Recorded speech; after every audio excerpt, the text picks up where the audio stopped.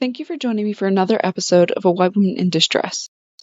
This podcast is dedicated to raising awareness for missing children, teens, and adults who have vanished under heartbreaking circumstances. My mission is simple: to keep their stories alive and to help bring them back to their families. In a world where media coverage isn't always equal, it's vital to recognize that many cases go overlooked. Marginalized groups, including Indigenous people, people of color, the LGBTQ+ community, runaway teens, and homeless individuals. They often face systematic barriers leading to under-investigation and inadequate attention. These groups deserve to have their stories heard just as loudly, whether it's the jurisdictional complexities affecting Indigenous women and girls, the media bias towards missing people of color, or the stigmas facing runaway teens and those living on the streets. These cases remind us that real change is needed. Grassroots efforts, community engagement, and legislative advocacy are essential in turning the tide. You don't have to be on the front lines to make a difference. Even small actions like sharing information or providing anonymous tips can play a crucial role in bringing loved ones home. Every family deserves answers, and every missing person deserves to be found. Before we dive into today's story, please be aware that content may include themes of violence, sexual assault, or other distressing topics. Listener discretion is advised. Today, I'm bringing you an incredible story that spans over 7 decades. The mysterious disappearance and recent reappearance of Luis Armando Albino, a young boy who was abducted from an Oakland park in 1951. This is a story of heartbreak, resilience, and hope finally realized. First, let's travel back to February 21st, 1951. It was a normal day for a 6-year-old. Luis was playing at Jefferson Square Park in Oakland, California, alongside his brother Roger. Their family had moved to California from Puerto Rico just a year earlier, hoping for a fresh start. But that day, something unthinkable happened. Luis was lured away by a woman who promised him candy.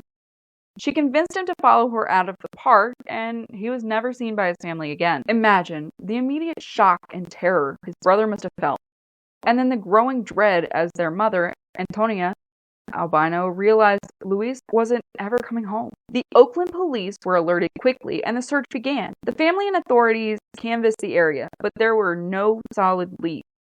Whoever had taken Luis had gone and done it without leaving any kind of trace. For Antonia, it was the beginning of a lifelong search for her missing son. She visited the police station every day, then every week, and eventually once a year. But she never gave up hope.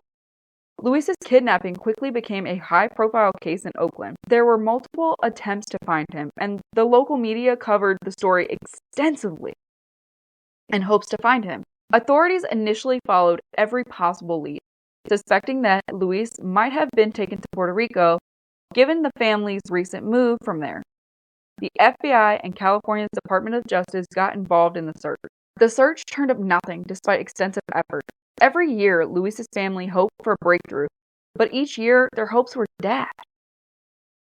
His mother carried a newspaper clipping about his disappearance with her everywhere she went, always reminding people of her lost son. The pain of losing a child is something no parent should ever endure. For Antonia Albino, the loss of her son consumed her. Even though the search had gone cold, Antonia remained determined. Her family, too, never forgot about Luis. In the 1960s, the family renewed their search when Luis would have been 21. They made multiple trips to Puerto Rico, hoping to find some trace of him. But they continued to come up empty-handed. Luis's case became one of those tragic stories that seemed destined never to be solved. For decades, the family lived with the unknown. What had happened to Luis? Was he still alive somewhere? It wasn't until recent advances in DNA technology that this case saw a breakthrough. In 2020, Luis's niece, Alequin, took a DNA test on a whim. It was just for fun, like so many other people do nowadays, to learn more about their ancestry. But what Albino found changed her family's story forever. Among her DNA profile matches, she was a 22% match with a man she didn't recognize. Intrigued, Albino began to investigate. She dug through old family newspaper clippings and consulted archives at the Oakland Public Library. The more she learned, the more convinced she became that this man that she had matched with, was her long-lost Uncle Luis. By 2024, Alidea had enough evidence to go to the Oakland Police Department's Missing Persons Unit. With help from the California Department of Justice and FBI, the police reopened Luis's cold case. DNA samples from Luis's siblings were collected, and after several attempts to contact him, the FBI was able to confirm through DNA testing that the man living on the East Coast was in fact Luis Armando Albino, abducted from Oakland more than 70 years ago. Imagine the moment when the FBI finally confirmed that Luis was alive. His niece, Albino, described the overwhelming emotion she felt when she told her family the news. I have continued to get goosebumps every time I read the story because it makes me feel so happy. And it's such a great feeling. Now, let's get back to the story. His niece, Albino, described the overwhelming emotion she felt when she told her family the news. We didn't start crying until after the investigators left, she said. She grabbed her mother's hand and said, "We found him." Luis, now in his late 70s, was reunited with his family in California. It was a very emotional reunion, one that had been more than 70 years in the making, which blows my mind that this happened. This is such wonderful news. Luis hugged his niece and his surviving siblings, finally putting an end to the mystery that had haunted their family for so long.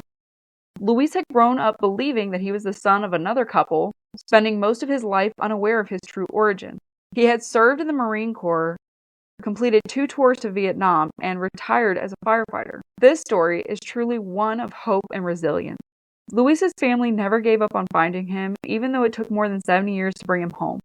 With the help of modern technology and DNA testing, the Albino family finally has closure. It's stories like these that remind us to never lose hope, even when the odds seem impossible. As for Luis, his life was shaped by his circumstances, but now he knows the truth about his past and has reconnected with his long-lost family. And I really want to know if the people that raised him, if they're still alive, because I want to know if their charges are going to be filed, or I want to know what else is going into this story, because it's crazy to me, because they abducted this boy, and I want to know if the person that was playing his mother was actually the one that abducted him, or that, you know, maybe he was abducted and sold to this family. But I would like to know what that looked like as well, because that's very interesting to me. If you are moved by stories like these, please consider supporting missing persons organizations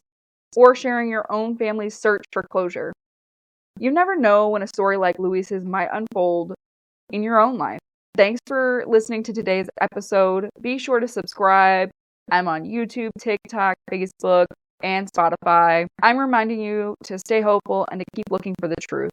Please stay vigilant, stay safe, and remember, if you see something, say something, and do something.